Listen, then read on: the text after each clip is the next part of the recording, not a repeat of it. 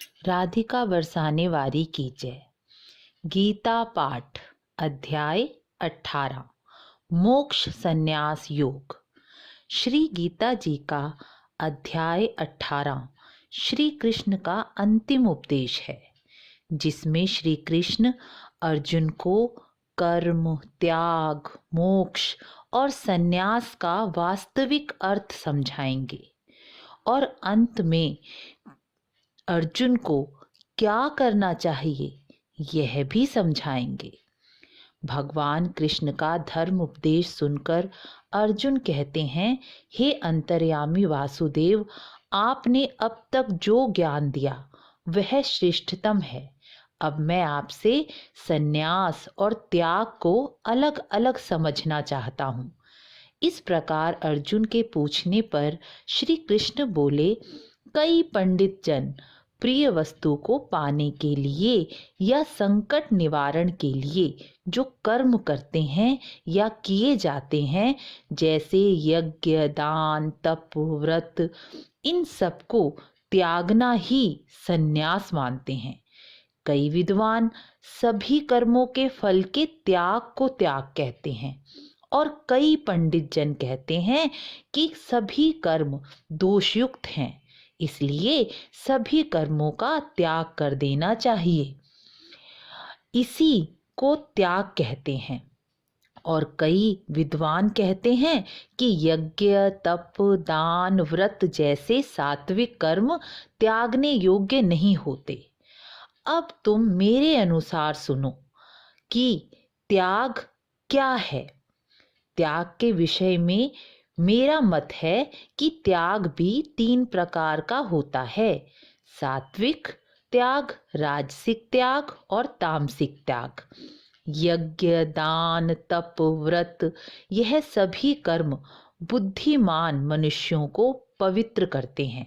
इसलिए हे अर्जुन, यज्ञ, दान, तप, व्रत जैसे श्रेष्ठ व सात्विक कर्म त्यागने योग्य नहीं हैं, अपितु इन सब कर्मों के फल व उनकी आसक्ति का त्याग जरूर आवश्यक है। यह मेरा निश्चित मत है। यह श्रेष्ठ कर्म संसार, प्रकृति व मानव की भलाई के लिए किए जाएं तो यह अति उत्तम है और यह नियत कर्म भी कहलाते हैं। इसलिए यदि मोह के कारण इसका त्याग कर दिया जाए तो वह त्याग तामस त्याग कहलाता है। यदि मनुष्य कर्मों को केवल दुख रूप समझकर या शारीरिक कष्ट और दुख के भय से सभी कर्मों का त्याग कर देता है तो उसे उस त्याग का फल प्राप्त नहीं होता। उसका इस तरह से त्याग करना व्यर्थ है। मनुष्य कर्म को कर्तव्य मानकर करे और कर्म के फल की इच्छा व कर्म में आसक्ति को त्याग दे तो वह त्याग सात्विक त्याग कहलाता है। मेरे अनुसार यही सर्वश्रेष्ठ त्याग है। कर्तव्य कर्म को कभी भी त्यागना नहीं चाहिए, बल्कि इसके पीछे की आसक्ति, आशा और फल का त्याग करना चाहिए। यही श्रेष्ठ त्याग है और वही त्याग मनुष्य के लिए कल्याणकारी भी है, क्योंकि देहधारी मनुष्य के लिए संपूर्ण कर्मों को त्याग देना असंभव है। कोई भी मनुष्य अपने सभी कर्मों को कभी त्याग नहीं सकता। इसलिए कर्म को त्यागने के बजाय कर्मों के फल का त्याग करना ही सच्चा त्याग माना गया है। सकामी पुरुष अर्थात जो मनुष्य कर्म का फल प्राप्त करने के लिए कर्म करता है, वह अच्छा हो या बुरा, मरने के बाद उसे वह फल अवश्य ही भोगना होता है और वह जन्म मरण के बंधन से भी इसी प्रकार कभी मुक्त नहीं हो पाता। लेकिन जो मनुष्य कर्मों के फल को त्याग कर कर्म करता है, वह इस लोक में भी सुखी रहता है, बल्कि परलोक में भी सुखी रहता है और वह किसी कर्म बंधन में भी नहीं बनता, क्योंकि उसके द्वारा किए गए कर्म वास्तव में भगवान ईश्वर के लिए किए गए कर्म हैं उसके अपने लिए वह कर्म किए ही नहीं गए। तो यही समझकर अपने सारे कर्तव्य कर्मों को वह करता है, इसीलिए वह कर्मों में बंधता भी नहीं। वेदांत के अनुसार किसी भी कर्म को करने के 5 कारण होते हैं। कर्म का स्थान यानी आधार हमारा शरीर, कर्ता, करण, इंद्रियां, चेष्टा यानी इच्छा और परमात्मा। इन सभी के कारण ही जो कर्म किए जाते हैं, यानी मनुष्य अपने शरीर, मन, इंद्रियों के कारण जो उचित और अनुचित कर्म करता है, वह इन 5 कारणों से ही करता है। लेकिन जब मनुष्य स्वयं आत्मा को ही कर्ता मानने लगता है, तो उससे बड़ा अज्ञानी पृथ्वी पर कोई नहीं। वह इस अहंकार से स्वयं को भी नष्ट कर लेता है। जिस मनुष्य के अंतकरण में कर्ता भाव नहीं है, जिसकी बुद्धि सांसारिक कर्मों व पदार्थों में लिप्त नहीं है, वह सबको मारकर भी वास्तव में ना तो मरता है और ना ही पापों में बंधता है। हे अर्जुन, ज्ञाता, ज्ञान, ज्ञेय यह कर्म के प्रेरक हैं। इन तीनों के संयोग से ही कर्म करने की इच्छा उत्पन्न होती है और कर्ता, करण और क्रिया यह 3 कर्म के संग्रह है, यानी इन तीनों के संयोग से ही कर्म बनता है। हे अर्जुन, ज्ञान भी 3 प्रकार का है। जिस ज्ञान से मनुष्य सभी वस्तुओं और संसार को परमात्मा का स्वरूप यानी सारे संसार को समभाव से देखता है, वह सात्विक ज्ञान है। जिस ज्ञान से मनुष्य सभी वस्तुओं व संसार को अलग अलग देखता है, वह राजस ज्ञान है। और जो मनुष्य क्षणभंगुर शरीर को ही आत्मा मानकर स्वयं के लिए ही उचित और अनुचित दोनों ही कर्म करता है, वह तामसिक ज्ञान है। इस प्रकार अर्जुन, कर्म भी 3 प्रकार के हैं। शास्त्र विधि से किया गया कर्म, कर्तापन के अभिमान से रहित कर्म, बिना राग द्वेष से किया गया कर्म सात्विक कर्म कहलाता है। उसी प्रकार मोह द्वेष से किया गया कर्म, कर्म के फल की कामना से किया गया कर्म राजस कर्म कहलाता है। और जो कर्म हिंसा, हानि और कर्म के परिणाम के विचार को ना समझकर अर्थात अज्ञान से किया गया कर्म तामसिक कर्म कहलाता है। इस प्रकार कर्ता भी 3 प्रकार के हैं, इसको भी अलग अलग सुनो। कर्ता आसक्ति से रहित, कार्य को सिद्ध होने या ना होने पर भी समभाव वाला हो, यानी हर्ष और शोक यानी दुख और सुख में समान भाव रखने वाला हो, तो वह सात्विक कर्ता कहलाता है। उसी प्रकार कर्म के फल को चाहने वाला लोभी, दूसरों को कष्ट देने वाला, अशुद्ध, सुख और दुख में लिप्त हुआ करता राजसी करता है। अज्ञान युक्त चित्त वाला, अशिक्षित, घमंडी, धूर्त, दूसरों की हिंसा करने वाला, आलसी, तामसी कर्ता कहलाता है। हे अर्जुन, अब तुम बुद्धि की धारणा शक्ति के विभाग भी अलग अलग सुनो। धारणा भी 3 प्रकार की होती है। जिस बुद्धि के द्वारा मनुष्य गृहस्थ आश्रम में हो या किसी भी आश्रम में हो, कर्म की आसक्ति को त्याग कर केवल भगवत बुद्धि से किए गए कर्म को करता है, तो वह सात्विक बुद्धि वाला है। जिस बुद्धि से मनुष्य धर्म, अधर्म, कर्तव्य, अकर्तव्य को सही तरीके से नहीं समझता, वह बुद्धि राजसी बुद्धि है।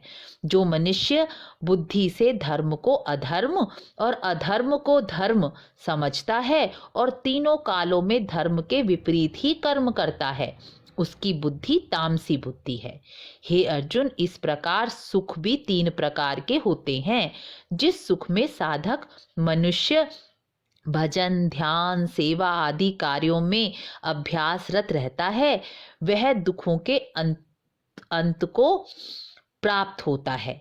यह सुख प्रारंभ काल में तो विष के समान लगता है, लेकिन परिणाम में अमृत तुल्य है, क्योंकि यह भगवत बुद्धि के प्रसाद से उत्पन्न हुआ सुख है। यही सुख सात्विक सुख है। जो साधक हैं, भजन भाव व सेवा में लगे हैं, या जो मनुष्य भगवत भगवत सात्विक सुख और भजन आरंभ करते हैं, तो उन्हें शुरू शुरू में कठिन लगता है, उन्हें यही दुख भासता है। लेकिन जो अडिग होकर अभ्यास करते रहते हैं, वही इस अमृत रूपी सुख को प्राप्त करते हैं। जो सुख विषय और इंद्रियों के संयोग से बनता है, जैसे भोजन, शयन, मनोरंजन, यह भोगते समय तो सुख देते हैं, सुख प्रदान करते हैं, लेकिन परिणाम स्वरूप यह दुख और विष स्वरूप ही है। इसलिए यह सुख राजस सुख कहलाता है। जो सुख भोग काल और परिणाम दोनों समय आत्मा को मोहने वाला है, अंधकार युक्त निद्रा, आलस्य, प्रमाद से उत्पन्न होता है, वह तामस सुख कहलाता है। हे अर्जुन, पृथ्वी, स्वर्ग, देवताओं में ऐसा कोई प्राणी नहीं जो इन 3 गुणों से रहित हो, क्योंकि प्रकृति के 3 गुणों में ही माया का विस्तार हुआ है। इसलिए हे अर्जुन, ब्राह्मण, क्षत्रिय, वैश्य और शूद्र के कर्म स्वभाव इन गुणों से विभक्त किए गए हैं। जैसे ब्राह्मण में इंद्रिय का दमन, भीतर बाहर की शुद्धि, धर्म के लिए कष्ट सहन कर क्षमा भाव, मन की सरलता, धार्मिक बुद्धि, शास्त्र विषय ज्ञान और परमात्म तत्व का अनुभव, यह ब्राह्मण के स्वाभाविक कर्म हैं।